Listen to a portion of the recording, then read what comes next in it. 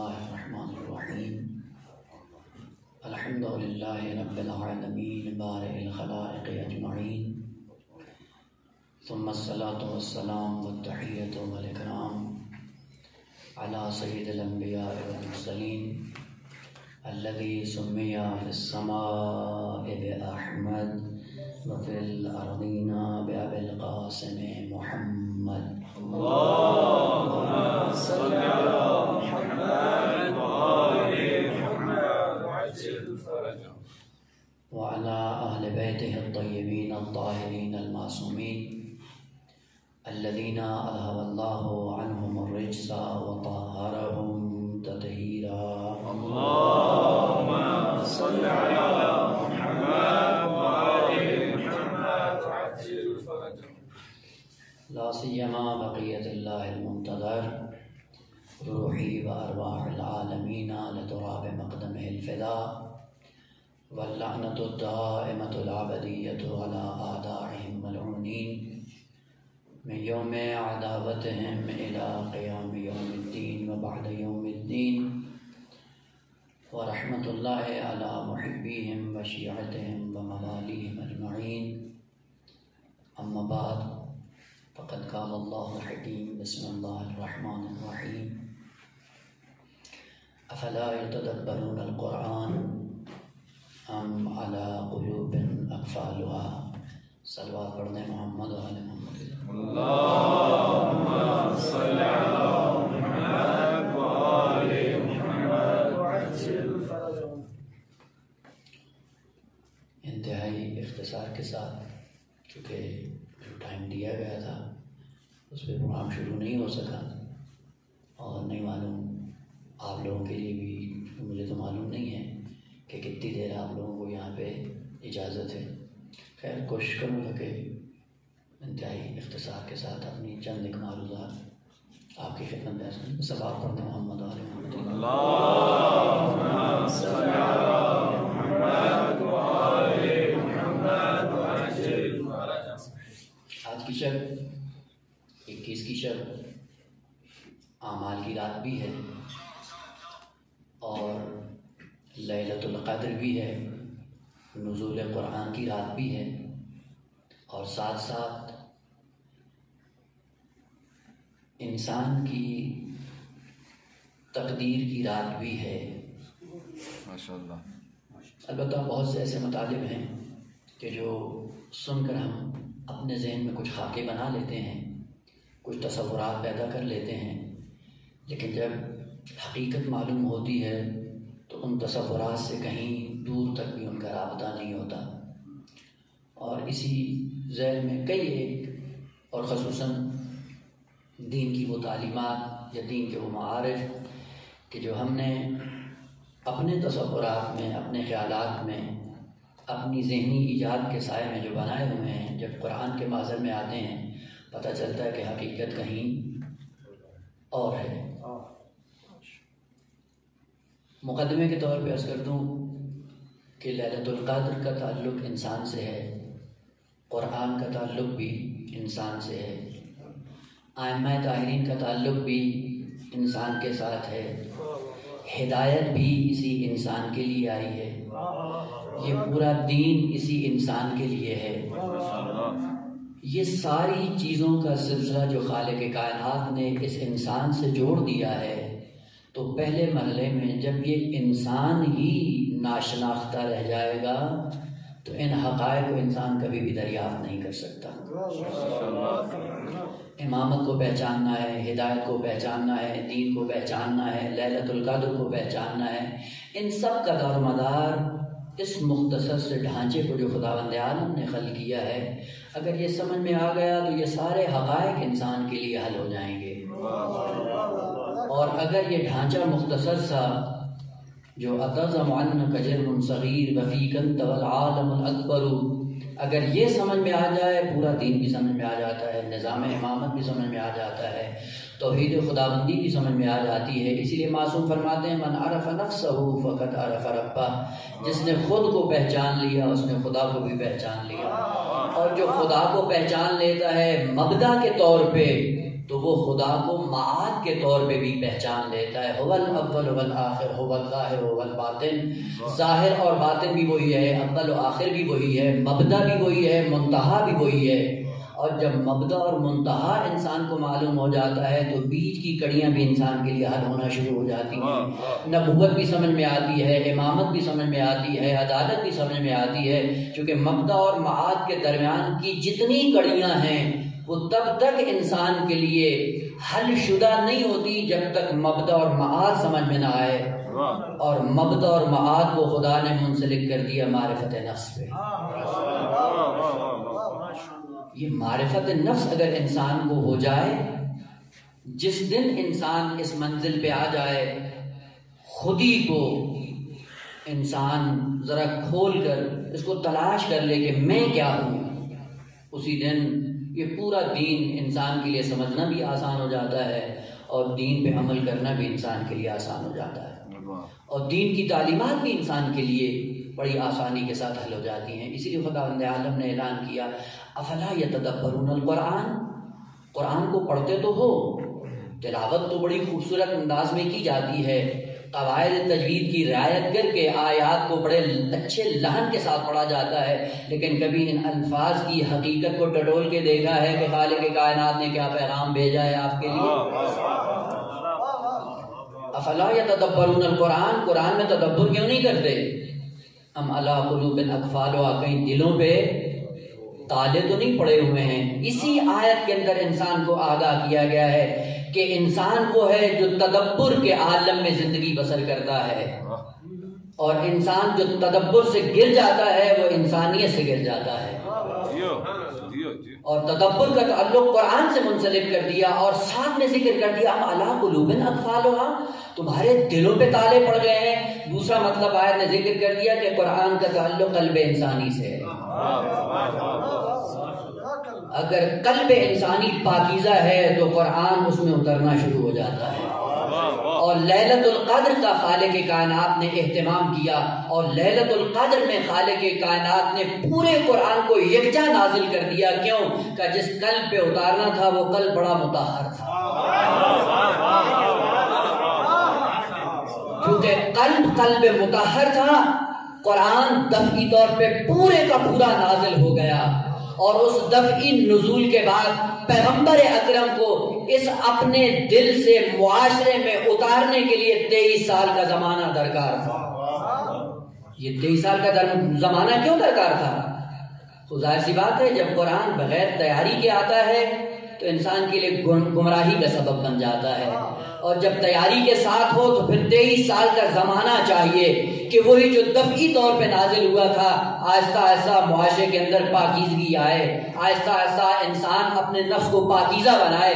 جیسے جیسے پاکیزہ بناتا جائے گا ویسے ویسے قرآنی آیات کا نزول قلب انسانی کے اندر اترنا شروع ہو جائے گا. بس پہلے مرحلے میں انسان اپنے آپ کو پہچانے کہ میں کیا ہوں.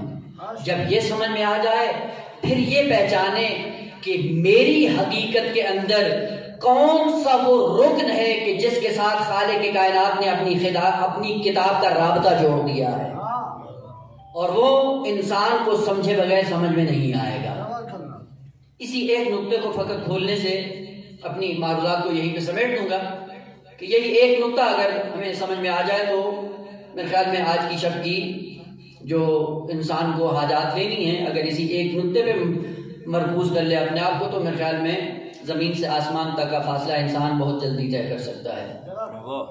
انسان مختصر سا ہے، اور یہ اتنا مختصر سا ڈھانچہ جو دکھنے میں بڑا چھوٹا سا ہے، لیکن جب انسان اس کو پہچاننا شروع کرتا ہے زندگی ختم ہو جاتی ہے، لیکن اسی ایک ڈھانچے کا ایک پہلو بھی شاید انسان پر عیاں نہ ہو سکے. بات آپ کی اور میری ہو رہی ہے. یہ کون سا عجوبہ ہے جو خالق کائنات نے خلق کیا، اور خلق کرنے کے بعد اس کو ترغیب دلائی کہ تدبر کرو اپنی زندگی میں، اپنے آپ کو پہچانو تم کیا ہو.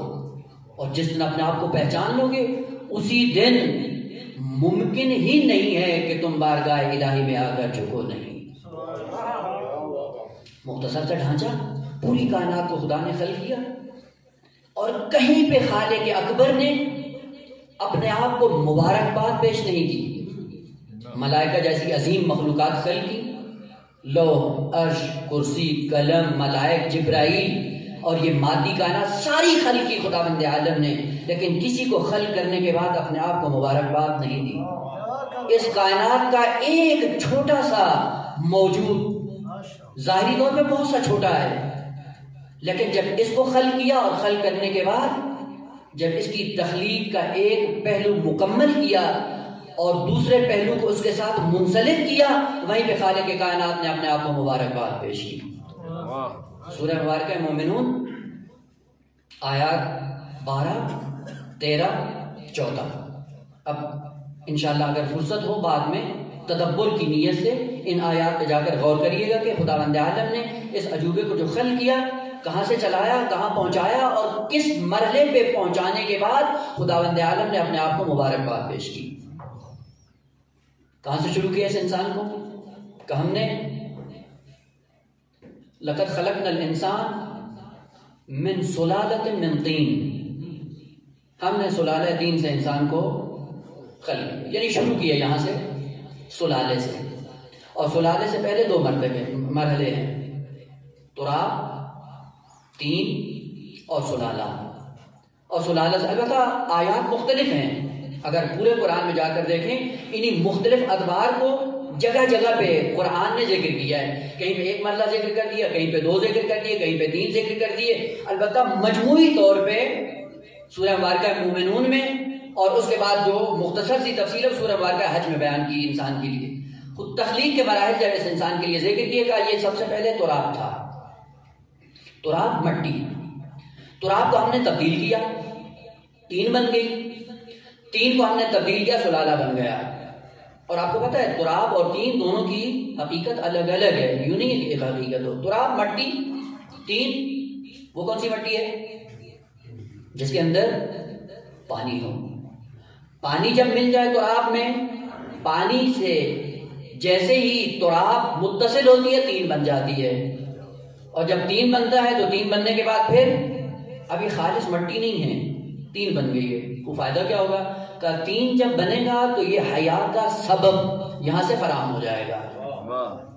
اور آپ نے دیکھا ہے کہ جب تک پانی نہیں ہوتا، مٹی مٹی رہے، کوئی چیز اگتی نہیں ہے۔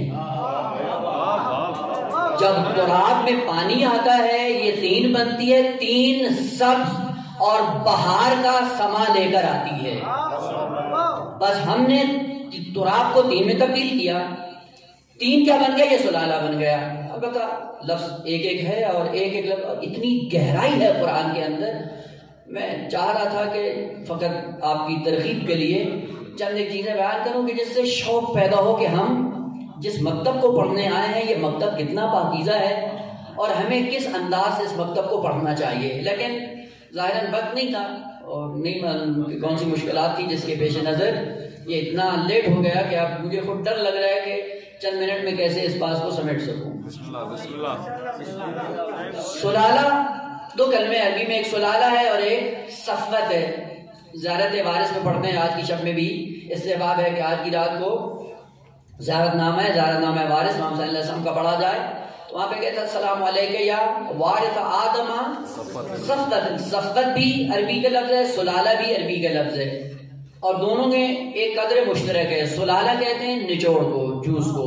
سیب لے لیں آپ، سیب کو آپ ڈالیں جوسر میں تو جیسے آپ اس کا جوس نکالیں گے چھلکا الگ ہو جائے گا، پانی اور جوس الگ ہو جائے گا۔ یہ جو الگ ہوتا ہے اس کو عربی میں سلالہ کہا جاتا ہے، اور اسی نچوڑ کو صفا بھی کہا جاتا ہے، اس فرق کے ساتھ کہ جب مادی کائنات کو نچوڑا جائے سلالہ بن جاتا ہے، اور جب مانوی اور مجرد کائنات اور فضائل کی دنیا کو الگ سے انتخاب کیا جائے وہاں صفا بن جاتا ہے۔ ماشاءاللہ، کمالات کو اگر ایک جگہ چن کر اکٹھا کر دیا جائے وہ صفی اللہ بن جاتا ہے، اور اگر مادی کائنات کو نچوڑ کر چھلکے کو الگ کر دیا جائے وہاں سلالہ بن جاتا ہے۔ اور خداوند عالم نے کہا کہ ہم نے انسان کی خلقت کا آغاز سلالے سے کیا ہے، سلالے سے ہم نے انسان کو خلق کیا۔ یہ سلالہ کہاں سے بن گیا بھائی؟ کہ یہ ساری زمین تھی، آسمان تھا، زمین و آسمان کو جب ہم نے ملایا آسمان سے پانی آتا ہے، زمین تراب کی ہے، پانی اور تراب جب آپس میں ملتے ہیں 3 بنتی ہے، 3 سے سلالہ وجود میں آتا ہے. اور وہ سلالہ کیا ہے؟ کا سلالہ وہی ہے جو زمین سے اگتا ہے، کبھی سیب کی شکل میں ہے، کبھی آم کی شکل میں ہے، کبھی گندم کی شکل میں ہے، کبھی چاول کی شکل میں ہے، کبھی مختلف پھلوں کی شکل میں ہے. یہ سارا کیا ہے؟ کا انسان، یہ سارا کائنات کا سلالہ ہے جو آپ کی غذا کے طور پہ ہم پیدا کر رہے ہیں. یہ سلالہ خداوند عالم نے پوری کائنات کا سلالہ نکالا. سلالہ نکالنے کے بعد یہ ساری چیزیں سلالہ بنا کر انسان کے سامنے رکھ دیا. اور عجیب بات ہے کہ انسان یہ سلالہ جو پوری کائنات کا ہم نے شامیانہ بچھایا ہے، یہ تیرے لیے ہے اور تو میرے لیے ہے. یہ ساری کائنات میں نے تیرے لیے، یہ تیری خدمت میں ہے، لیکن تجھے میں نے بھیجا ہے اپنی خدمت کے لیے. یہ سلالہ بنایا، سلالے کو پھر تبدیل کر دیا نطفے میں. تو نطفہ کیسے بنتا ہے؟ سلالہ جب انسان کے گلے سے نیچے اترتا ہے، غذا بن جاتا ہے بدن کی. غذا کے بعد خون بنتا ہے، خون جاتا ہے دل میں، اور بعض اسی دل کے ذریعے سے یہ پوری باڈی میں پھیلنا شروع ہو جاتا ہے. اور اسی خون سے پھر نطفہ بنتا ہے. نطفہ بن کر صلب پدر میں رہتا ہے، صلب پدر سے منتقل ہو کر رحم مادر میں چلا جاتا ہے. تو رات سے 3 سے سلالہ، سلالے سے نطفہ، اور نطفہ صلب پدر سے نکل کر جب رحم مادر میں جاتا ہے، یہی نطفہ کس میں تبدیل ہو جاتا ہے؟ علقہ میں. علقے سے مضغہ بن جاتا ہے، مضغے سے ہڈیاں بن جاتی ہیں، ہڈیوں کے اوپر گوشت چڑھ جاتا ہے. گوشت چڑھنے کے بعد خدا فرماتا ہے کہ اس انسان کا ایک پہلو میں نے مکمل کر دیا. ایک لفظ ہے، غور طلب ہے. نطفے سے کیا بنتا ہے؟ علقہ. البتہ عربی کے الفاظ بڑے خوبصورت ہیں. علقہ کس کو کہتے ہیں؟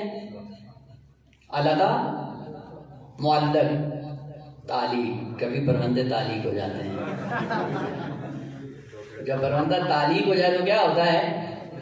تو ابھی انتظار کے عالم میں، نہ اس بار نہ اس بار. کمیتا بیٹھے گا، اس کے بعد فیصلہ ہوگا کہ کیا ہونا ہے. ایک معنی علقہ کا تعلیق، معلق ہے. کیا مطلب؟ کہ جب نطفہ رحم مادر میں جاتا ہے معلق ہے، ممکن ہے مکمل بن کر دنیا میں ظاہر ہو جائے، ممکن ہے گر جائے. اس لیے کہا کہ یہ علقہ ہے، معلق ہے، تعلیق ہے. ممکن ہے اگلے مراحل تک پہنچ جائے، ممکن ہے وہیں سے گر جائے. جب گر جائے گا اسی لیے اس کو علقہ کہا گیا. یہ ایک معنی ہے جو ظاہری طور پہ مفسرین نے بیان بھی کیا ہے، لیکن دقیق معنی عربی کے اندر علقہ کا یہ نہیں ہے. اگرچہ یہ بھی ہے لیکن دقیق معنی نہیں ہے. عرب اقرأ باسم ربک الذی خلق خلق الانسان من علق، ہم نے انسان کو علق سے خلق کیا. علق کون سی حالت ہے؟ نطفے کے بعد والی حالت کو علق کہتے ہیں. اور یہ علق کیا ہے؟ مثال کے ذریعے اگر سمجھانا چاہوں، آپ نے دیکھا ہوگا آج کل بھی ہے، یہ ایران کے اندر بھی رائج ہے، اور جو دیہاتی ہیں پاکستان انڈیا سے جن کا تعلق ہے تو دیہاتیوں کو یہ مطلب زیادہ معلوم ہوگا. اگر آپ نے دیکھا ہو چھوٹی چھوٹی ندیوں میں بعض جونکیں ہوتی ہیں. جونکیں نام سنا؟ فارسی میں زالو کہتے ہیں. زالو دیکھا ہوگا؟ نہیں سنا؟ زالو درمانی یہاں پہ ہے بہت زیادہ. ایک لمبا سا کیڑا ہوتا ہے، جونک، جسم سے لٹکا دیتے ہیں اور وہ جتنا گندا خون ہوتا ہے وہ چوس لیتی ہے، اور جب بھرتی ہے تو بھرنے کے بعد خود ہی جسم سے جدا ہو جاتی ہے. اس کیڑے کو عربی میں علق کہا جاتا ہے. اور خداوند عالم نے کہا کہ ہم نے نطفے کو علق میں تبدیل کیا. علق وہ کیڑا ہے جاندار جو رحم مادر میں نطفہ علق بنتا ہے تو ماں کے وجود کو آہستہ آہستہ چوسنا شروع کرتا ہے، سب کچھ دریافت کرتا ہے. جو کچھ ماں دیکھتی ہے یہ دریافت کرتا ہے، جو ماں سنتی ہے یہ سنتا ہے، جو ماں کھاتی ہے یہ لیتا ہے. یہ آیا کہاں سے ہے؟ کہا یہ باپ سے آیا تھا، یہ باپ کی صفات کو چوس کر رحم مادر میں پروان چڑھنا شروع ہو جاتا ہے۔ اسی لیے کہا جاتا ہے ماں جب حمل کے عالم میں ہو اس کو حق نہیں پہنچتا ہر شخص کو دیکھے، حق نہیں پہنچتا ہر بات کو سنے، حق نہیں پہنچتا ہر محفل میں بیٹھے، حق نہیں پہنچتا ہر بات کو زبان پہ لائے۔ کیوں؟ کہا اس لیے کہ تو حامل بن کر کسی کے وجود کا انتظام کر رہی ہے اور تیرے مجاری کے ذریعے کوئی موجود پروان چڑھ رہا ہے۔ مائیں جب مقدس ہوتی ہیں اور تقدس کے عالم میں جب اپنی زندگی کو گزارتی ہیں، ماں کے تقدس کو رحم مادر میں یہ نطفہ الگ بن کر ساری صفات لے کر جب دنیا میں آتا ہے قرآن پڑھتا ہے۔ یہ کہاں سے لے کے آیا ہے؟ کہ یہ شکم مادر سے لے کے آیا ہے۔ بس ماں اثر انداز ہے کب؟ جب یہ نطفہ علقے میں تبدیل ہوتا ہے، سب کچھ لے رہا ہوتا ہے، لوگوں کو تعجب ہوتا ہے۔ بچہ جب آتا ہے دنیا میں زبان کھولتا ہے، گالیاں بولتا ہے، لوگ تعجب کرتے ہیں بھائی ہم نے سکھائی نہیں تھی یہ کیسے بول رہا ہے۔ پتہ نہیں کیا کہ اس چھوٹے سے وجود کو جب ہم نے چلایا تھا، علقہ کی منزل پہ جب پہنچا تھا، سب کچھ لے رہا تھا وہاں سے۔ اور عجیب بات یہ ہے قرآن نے اتنے خوبصورت الفاظ انتخاب کیے اس انسان کے لیے کہ کہیں پہ قرآن میں ارشاد ہوتا ہے کہ ہم نے انسان کو نطفہ امشاج سے خلق کیا۔ نطفے کی خصوصیات، البتہ ہر ایک مرحلے کی اپنی اپنی خصوصیات ہیں، میں مختصر جس پہ جانا ہے وہاں پہ لے جانے کے لیے اب وہ بیچ میں سارے مراحل چھوڑ رہا ہوں۔ نطفہ امشاج بنتا ہے، نطفہ امشاج سے علقہ بنتا ہے۔ نطفہ امشاج کیا ہوتا ہے؟ اب تو آشتیان میں ہیں، قوم میں ہوتے تو زیادہ اس حقیقت میں معلوم کر لیتے، البتہ شاید یہاں پہ بھی ہو۔ جوس اس کی دکان یہاں پہ ہوتی ہے، کبھی جوس پیا ہے؟ پیتے رہتے ہیں۔ وہ جوس میں آپ جائیں کبھی جوس کی دکان پہ تو بہت سے جوس ملتے ہیں، ان میں ایک جوس ہوتا ہے جس کو کہتے ہیں معجون۔ معجون کیا ہوتا ہے؟ دودھ بھی ہوتا ہے، کھجور بھی ہوتی ہے، پستہ ہوتا ہے، بادام ہوتے ہیں، اخروٹ ہوتے ہیں اور تل بھی ہوتے ہیں اور بڑا اچھا بھی لگتا ہے۔ ہر چیز اس کے اندر موجود ہے۔ یہ جس کے اندر ہر چیز موجود ہے آپ اس کو معجون کہتے ہیں، عربی میں اس کو امشاج کہتے ہیں۔ کہ یہ جو نطفہ آیا ہے یہ نطفہ فقط نطفہ نہیں ہے، یہ نطفہ امشاج ہے، اور اس نطفہ امشاج کے اندر والد کی ساری خصوصیات موجود ہیں، اور جب یہ نطفہ ماں کے رحم میں جاتا ہے ماں کی ساری خصوصیات لے لیتا ہے، صفات بھی لے لیتا ہے، خلقیات بھی لے لیتا ہے، علوم بھی لے لیتا ہے، سجایا بھی لے لیتا ہے، سب کچھ اکٹھا ہو کر جب اس میں جمع ہوتا ہے اگلے مرحلے میں جاتا ہے، علقہ بن جاتا ہے۔ علقے کے بعد مضغہ بن جاتا ہے۔ مضغہ کیا ہے؟ مز، منطق پڑھی ہے انشاءاللہ، وہاں پہ استقراء تام کی مثال یہی دیتے ہیں۔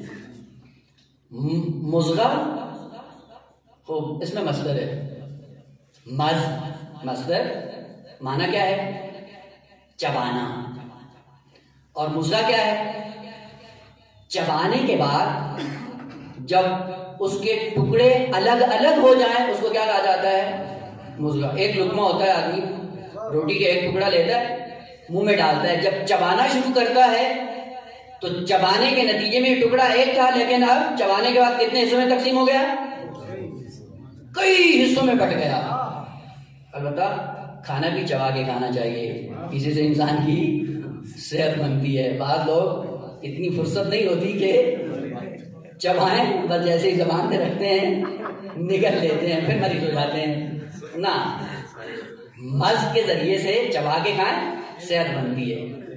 مز چبانا اور مضغہ چبانے کے بعد مختلف ٹکڑوں میں تقسیم ہو جانا، اس کو عربی میں کہا جاتا ہے مضغہ۔ کہ یہ علقہ تھا، علقے کو جب ہم نے مختلف ٹکڑوں میں تقسیم کیا یہ مضغہ بن گیا۔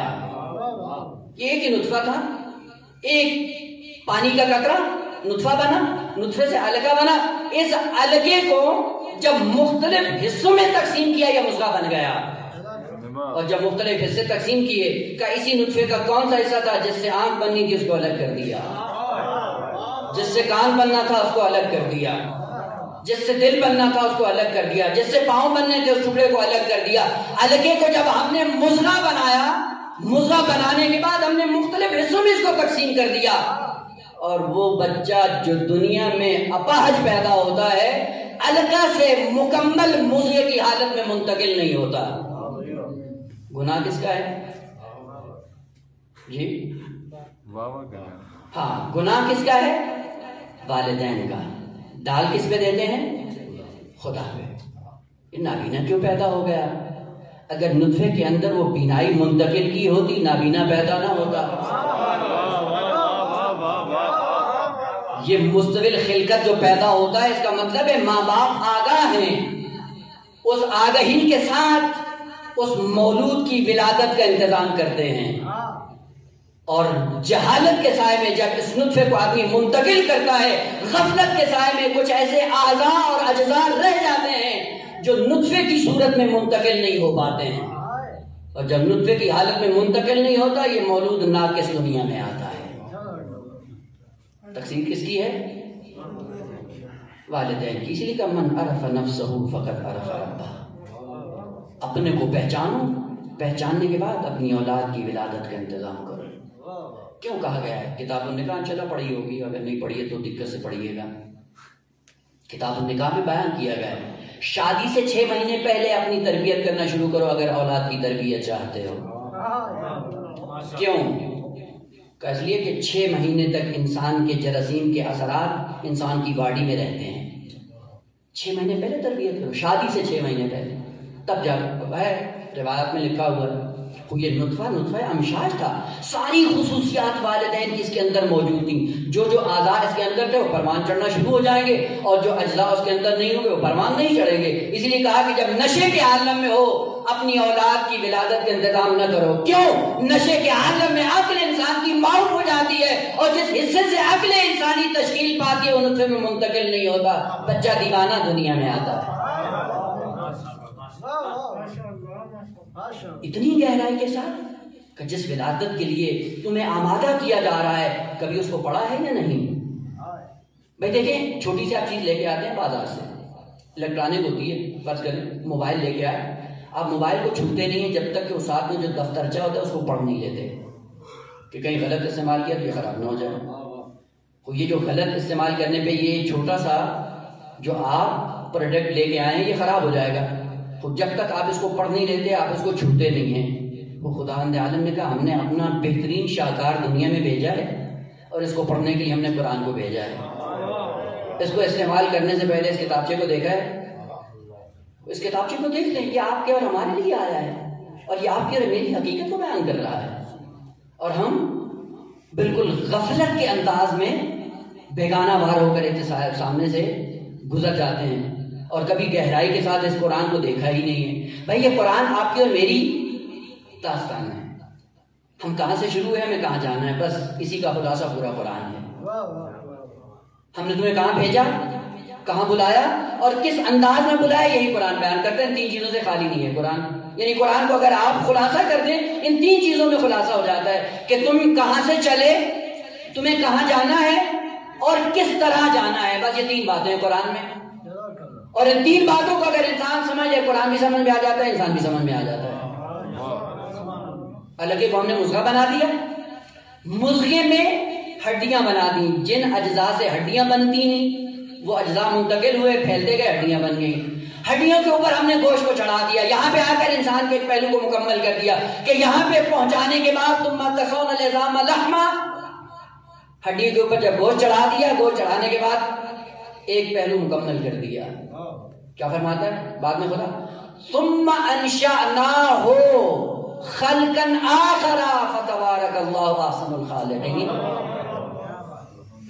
ہڈیوں پہ گوشت چڑھانے کے بعد جب جسم انسانی مکمل ہو گیا کہ پھر ہم نے اسی جسم کو ایک اور خلقت میں تبدیل کر دیا، اور وہ کہاں سے آئی؟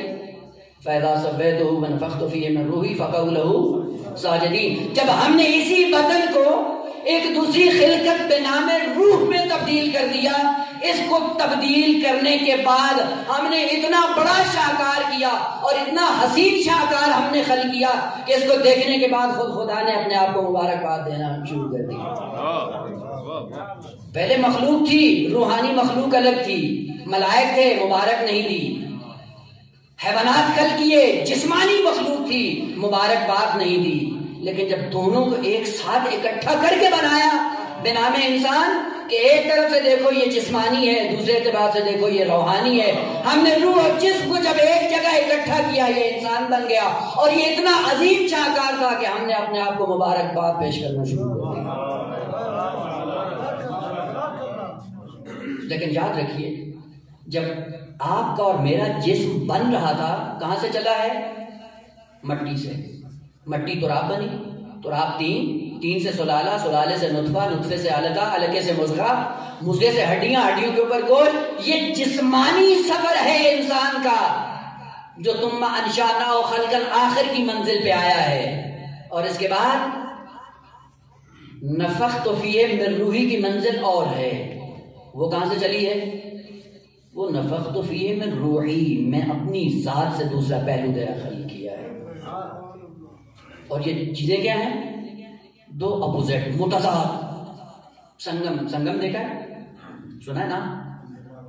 سنگم نام سنا ہے؟ جہاں پہ دو دریا آپس میں آ کر مل جاتے ہیں، اس نقطۂ اتصال کو سنگم کہا جاتا ہے. یعنی حقیقت ایک الگ ہے، دوسری الگ ہے. جب دونوں کو ایک ساتھ جوڑ دیا، جوڑنے کے بعد یہ سنگم بن گیا.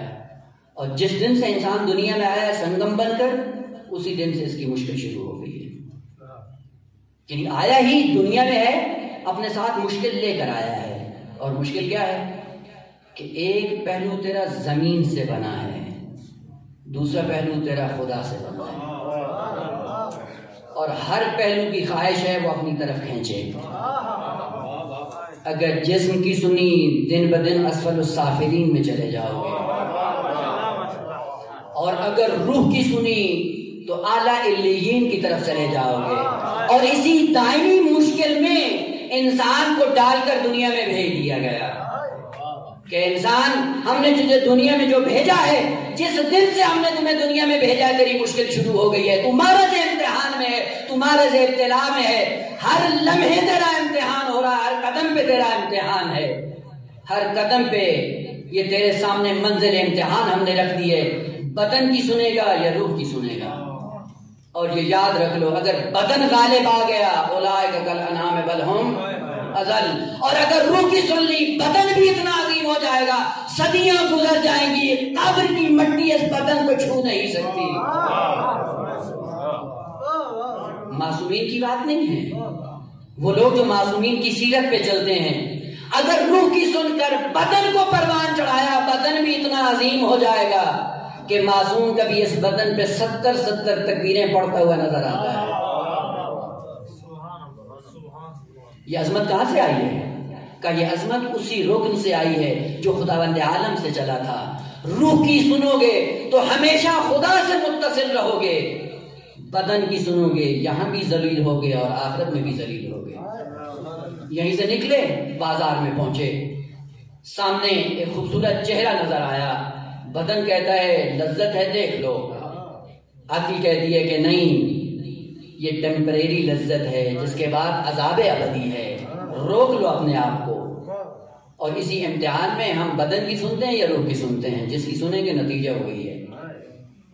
اسی معرض امتحان میں انسان کو رکھنے کے بعد انسان کو اس دنیا میں بھیج دیا گیا، البتہ انتہائی اختصار کے ساتھ. یہ دوسرا پہلو جو انسان کا ہم نے تراب سے لے کے ثم انشأناه خلقا آخر کی منزل پہ لائے. اور اس کے بعد روح کو ہم نے انسان کے اسی خلقت، البتہ یہ بھی دقیق اور عمیق بات ہے کہ ثم انشأناه خلقا آخر، اسی بدن کو ہم نے روح میں تبدیل کیا، الگ سے نہیں آئی. یہی بدن ہے جو روح میں تبدیل ہوتا ہے.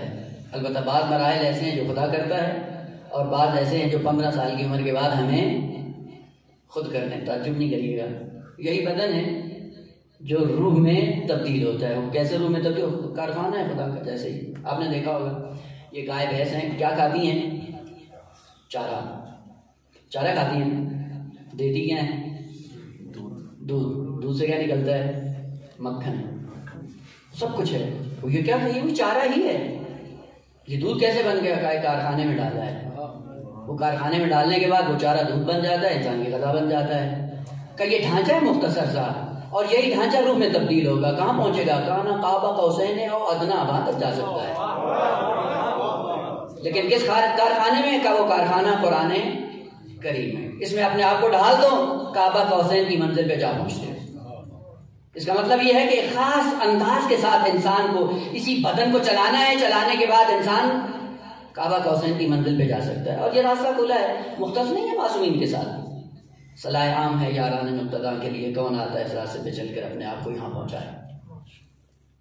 اس لیے قرآن نے ذکر کیا فَلْيَنْظُرِ الْإِنسَانُ إِلَىٰ طَعَامِهِ، جو کھاتے ہو اس پہ غور کرو. کیوں غور کرو؟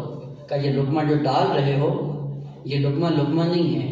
یہ لقمہ جب گلے سے نیچے اترے گا، معدے کی غذا بنے گا، اس سے خون بنے گا، خون بن کر دل میں آئے گا. اور بڑی خوبصورت تعبیریں ہیں. دل بھی نہیں چاہ رہا کہ ان کو چھوڑے بغیر آگے بڑھوں، اور مطلب جس کے لیے آیت کو نامہ کلام کرا دیا، فقط اسی کو بیان کرنا چاہ رہا تھا، لیکن چارہ نہیں ہے. دیکھیں عظمت ہے خدا کی. جب نطفے سے علقہ بنتا ہے، علقے سے مضغہ بنتا ہے، سب سے پہلا عضو بدن انسانی کا جو سب سے پہلے معرض وجود میں آتا ہے شکم مادر میں، کون سا ہے؟ جی ہاں آواز آئی. دل. پہلا عضو جو شکم مادر میں انسان کا معرض وجود میں آتا ہے دل ہے. جو مرکز ہوتا ہے وہ سب سے پہلے آتا ہے. جس مرکز پہ پورے ڈھانچے کو چلنا ہوتا ہے وہ پہلے آتا ہے. اور فقط یہی نہیں ہے عزیزان، فقط یہی نہیں کہ جس کو پورا ڈھانچہ چلانا ہے وہ پہلے آتا ہے. دوسری بات، جب سے وجود میں آتا ہے اور جب اس کو موت آتی ہے، اس بیچ میں وہ سوتا نہیں ہے. واحد عضو اعضائے انسانی کا جب سے وجود میں آتا ہے عالم حرکت میں رہتا ہے. سوچا کبھی؟ یعنی کبھی آرام نہیں کرتا. آپ آرام کرتے ہیں لیکن دل آرام نہیں کرتا. جس دن دل آرام کر جائے یہ باڈی سو جاتی ہے. جس کو باڈی کا مرکز بنا کے بھیجا ہے اس کو پہلے وجود دیا، اور جس کو پوری باڈی کو چلانا تھا اس کو ہمیشہ حال حرکت میں رکھا. حکامن عرف نفسہ فقط عرف ربہ. یہ چھوٹی سی کائنات پہچان لو، بڑی کائنات خود بخود سمجھ میں آ جائے گی. جو چھوٹے سے مختصر سے ڈھانچے کا امام بنتا ہے وہ سب سے پہلے آتا ہے، اور جب سے آتا ہے حالت حرکت میں رہتا ہے، نیند نہیں آتی. جس کو پوری بشریت بلکہ پوری کائنات کے لیے امام بنا کے بھیجا ہے وہ کیسے ممکن ہے کہ وہ بعد میں آئے؟ وہ بھی سب سے پہلے آتا ہے، اور پھر وہ سوتا نہیں ہے. تنام و عینا بلا ینام قلبی، میں ہمیشہ بیدار رہتا ہوں. اور جب سے وجود میں آتا ہے حال حرکت میں رہتا ہے. اور عجیب بات یہ ہے کہ اس پورے ڈھانچے کو چلانے کے لیے خداوند عالم نے کہا جو کھانا کھاتے ہو فَلْيَنْظُرِ الْإِنسَانُ إِلَىٰ طَعَامِهِ، اس طعام پہ نگاہ دوڑاؤ، یہ کیا کھا رہے ہو، یہ کیا بن رہا ہے. کا غور کرو کہ یہی لقمہ جو گلے سے نیچے اتارتے ہو یہ معدے میں جاتا ہے. معدے میں جانے کے بعد یہ خون میں تبدیل ہوتا ہے. خون میں تبدیل ہونے کے بعد اس پورے خون کو کہاں بھیج دیا جاتا ہے؟ دل کے پاس. دل کون ہے؟ کہ اس باڈی کا امام ہے. کرتا کیا ہے؟ کہ اس کا کام یہ ہے کہ اس پوری باڈی کو چلانا ہے. پوری باڈی کو چلانے کے بعد جس عضو کو جتنی ضرورت ہے اتنا دیتا ہے. عدالت کا معنی یہ نہیں ہوتا کہ برابر دیں. عدالت کا معنی ہے جس کی جتنی ضرورت ہے اتنا دو. ضرورتوں کے مطابق تقسیم کرنا عدالت ہے. وہ کبھی اعتراض کرتے ہیں دین جب سمجھتے ہیں نہیں یہ کیسے ہو گیا جی، مرد کو 2 گنا دے دیا، خاتون کو آدھا دے دیا. وہ پتہ نہیں تھا، نہ انسان سمجھے، نہ دین سمجھے، اور نہ ضروریات سمجھے کہ کس کی کتنی ضرورت ہے. اور پھر آ کے دین پہ اعتراض کرتے ہیں یہ کیسے ہو گیا جی. خود جس کو جتنی ضرورت ہوتی اتنا دیتا ہے. اور پھر عجیب بات یہ ہے کہ اس ڈھانچے کو چلانے کے لیے جو اہم ترین عضو ہے وہ کون سا ہے؟ آنکھیں. آنکھوں کے بعد ہیں کان. آنکھیں نہ ہوں، دیکھیں ذرا اس معاشرے میں زندگی بسر کر کے دیکھو کیسے چلتے ہیں. لہذا یہی خون جب دل میں آتا ہے، دل میں پھر کیا ہوتا ہے؟ کیا کہتے ہیں جہاں پہ اس کو تیل کو جب مٹی سے نکال کے لے کے جاتے ہیں، جس جگہ اس تیل کو صاف کیا جاتا ہے، فارسی میں پلاشگاہ کہتے ہیں. ہاں، ریفائنڈ سینٹر جہاں پہ یہ تیل صاف ہوتا ہے. صاف ہونے آپ نے دیکھا ہے عام گاڑی میں جو پیٹرول پڑتا ہے وہ اتنا خالص نہیں ہوتا، لیکن جو ہوائی جہاز میں پڑتا ہے وہ کیسا ہوتا ہے؟ وہ بہت اہمیت کا حامل ہوتا ہے. یہ خون کی بھی کیٹیگریز ہیں. وہ خون جو رقیق ترین خون ہوتا ہے وہ نسوں کے ذریعے آنکھوں تک پہنچتا ہے. اگر وہ خون تھوڑا سا گہرا ہو جائے انسان نابینا ہو جاتا ہے. یار یہ کیسا کارخانہ ہے خدا نے بنایا ہے، اتنا گہرا اور اتنا امیر کہ جس سے بینائی کا کام لینا تھا اس کے لیے ہم نے صاف ترین شفاف ترین خون بھیجا ہے. اگر تھوڑی سی ملاوٹ ہو یہ آنکھیں بیٹھ جائیں گی. جس کو امام بنایا کا صدقات و غیر زکات سے اس کو دور رکھا ہے. جس کو معاشرہ چلانا ہے اس کو پاکیزہ رکھا ہے. کتنا خوبصورت نظام ہے دین کا. اور عجیب بات اس سے اگلے والی ہے کہ دل یہ سارا خون لے لیتا ہے. لینے کے بعد اس کا کام کیا ہے؟ اس پوری باڈی کو چلانا ہے. تو جس کو جتنی ضرورت ہوتی ہے دے دیتا ہے. آپ ایک لمحے کے لیے فرض کریں کہ یہ دل کے پاس یہ خون جائے اور جانے کے بعد یہ پورا خون سٹور کر لے، سارا سٹور کر لے، اپنے پاس رکھ لے اور اعضاء کو نہ دے. نتیجہ کیا ہوگا؟ مثال چل رہے نتیجہ کیا ہوگا؟ اعضاء بھی مر جائیں گے اور خود بھی.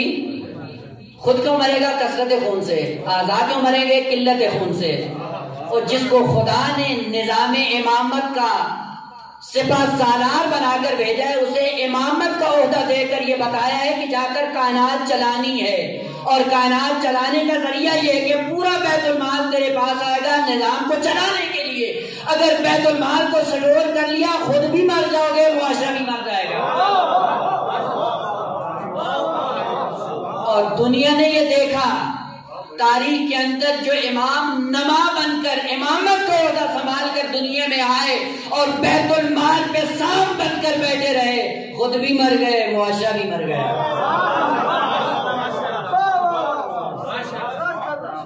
یہ نظام جو خدا نے بنایا ہے بڑا خوبصورت نظام بنایا ہے. دل میں آتا ہے خون بنتا ہے، خون بن کر باڈی چلتی ہے. باڈی چلنے کے بعد اب ہوتا کیا ہے کہ یہی خون ہے جو اگلے مرحلے میں نامحسوس انداز میں آپ کی ذات کو تشکیل دے گا. یہی خون کیا بنے گا؟ آپ کی فکر، آپ کا عقیدہ، آپ کا نظریہ. یہ نظریہ کہاں سے بنے گا؟ کہ جب تک اس باڈی میں حرکت ہوتی ہے، حرکت خون سے ہوتی ہے، خون علم میں تبدیل ہوتا ہے.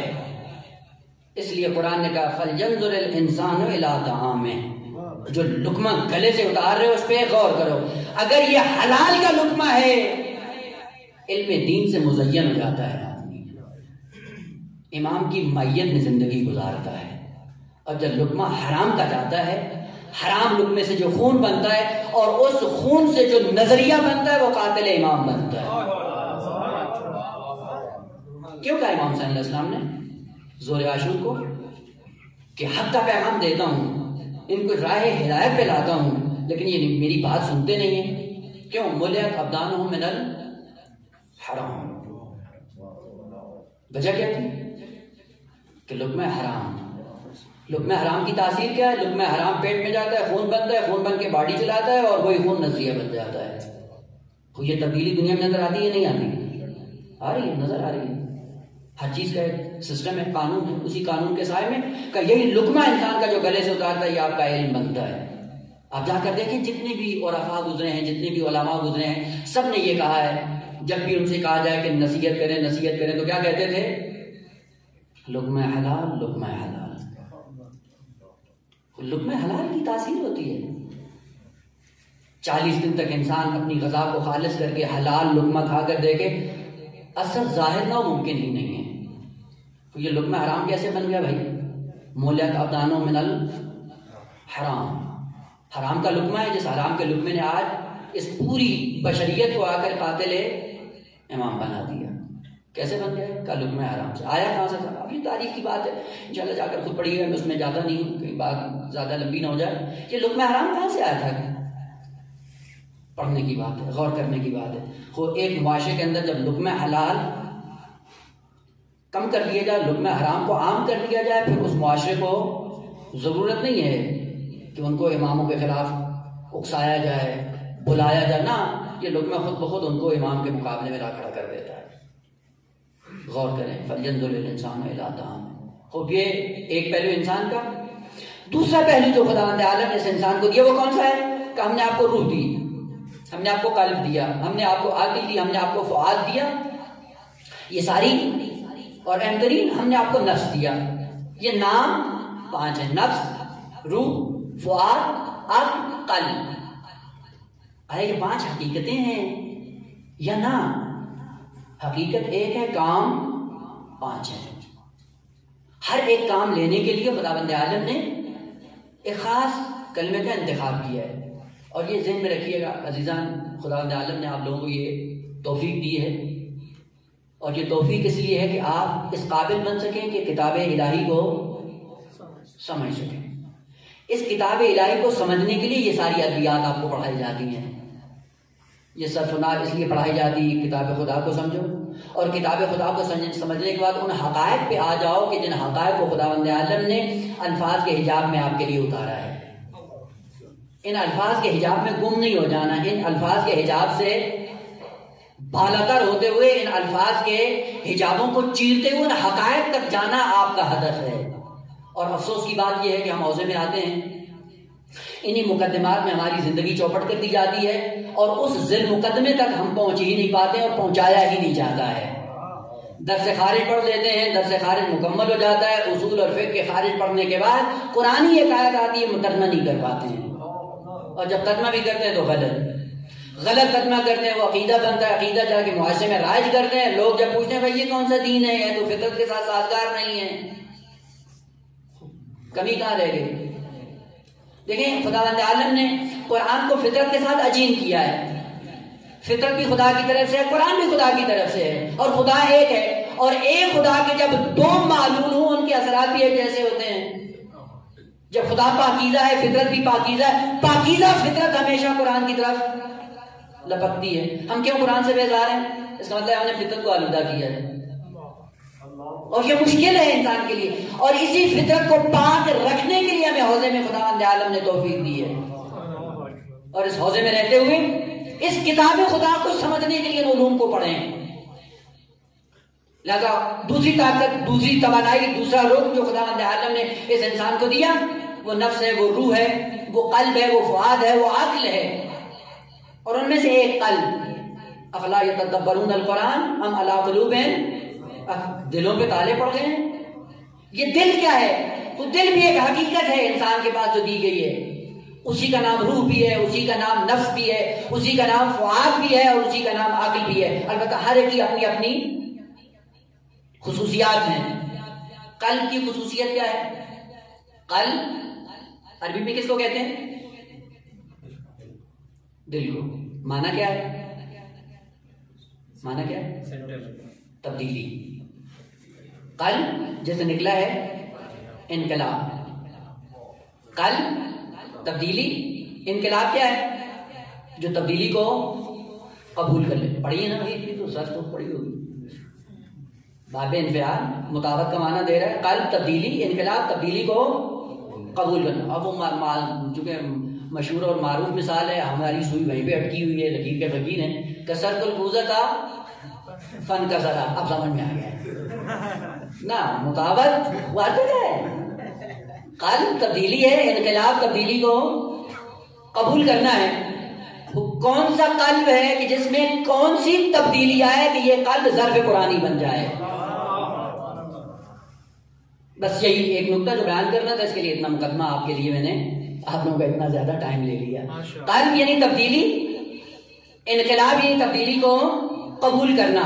یہ تبدیلی جو آتی ہے انسان کی زندگی کے اندر، یہ مثبت بھی ہو سکتی ہے، منفی بھی ہو سکتی ہے.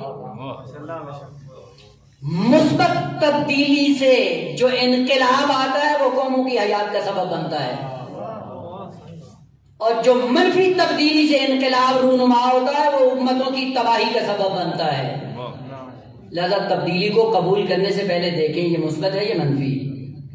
اور عجیب بات ہے، خداوند عالم نے کہا یہ قلب میں نے انسان کو دیا ہے، قلب کیا ہے؟ کہا یہ تبدیل ہوتا رہے گا، ایک حالت میں کبھی بھی باقی نہیں رہے گا۔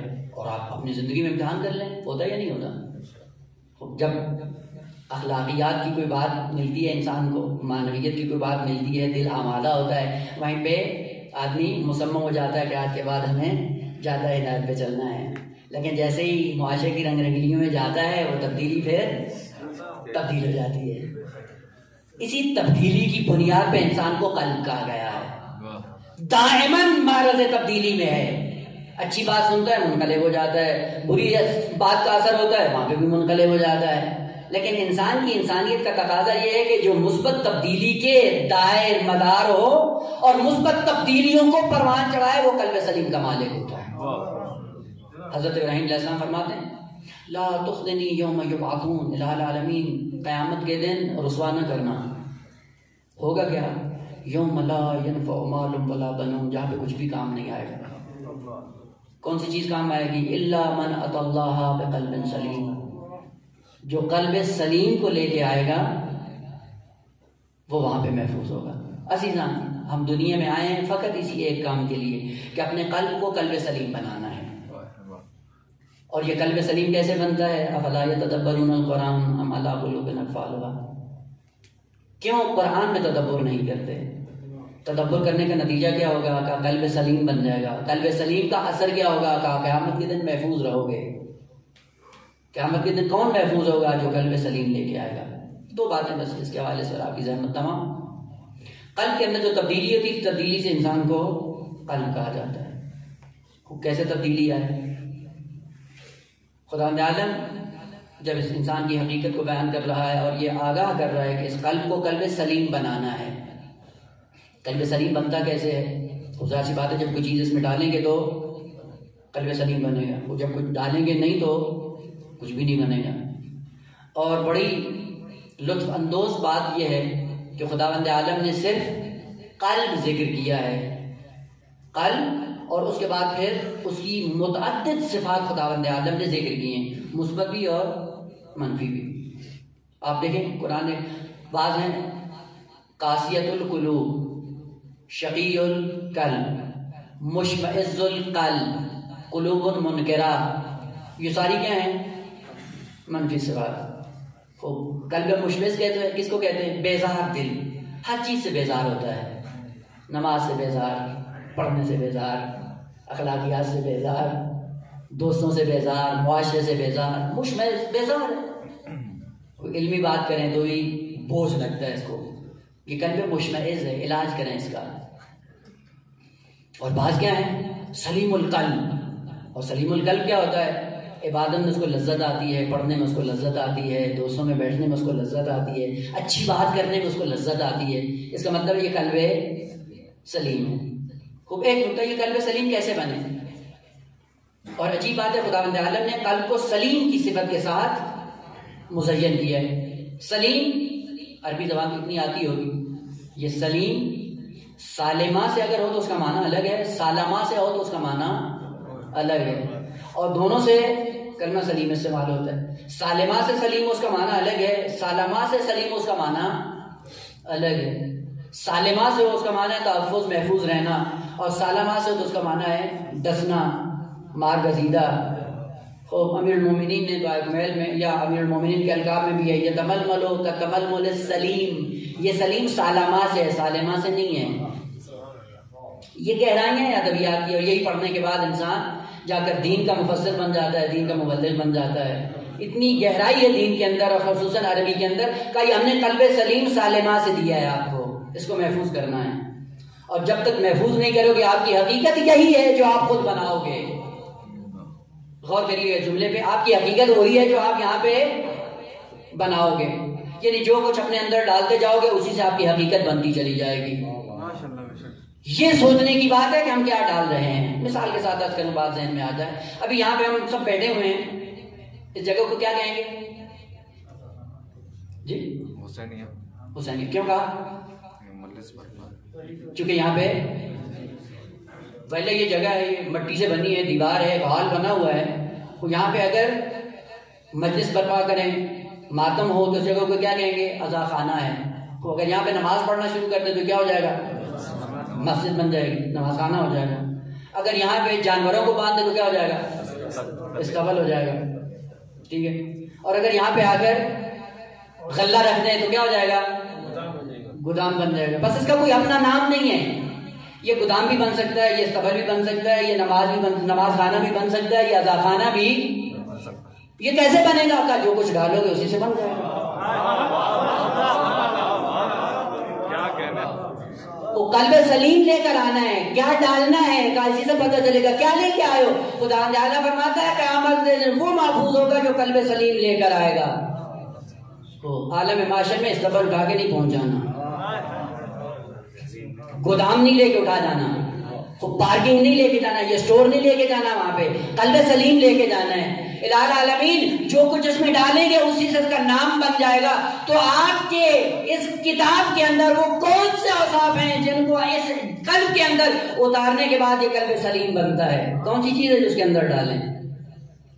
کون سی چیز ڈالیں تاکہ یہ قلب سلیم بنے اور اس قلب سلیم کے سائے میں وہ ابدی زندگی ہم گزار سکیں. ایک دو دن کی بات نہیں عزیزان، ابدی زندگی ہے. اور قلب سلیم جو لے کے آئے گا وہی محفوظ ہوگا. کیا ڈالیں اس کے اندر کہ یہ قلب سلیم بن جائے؟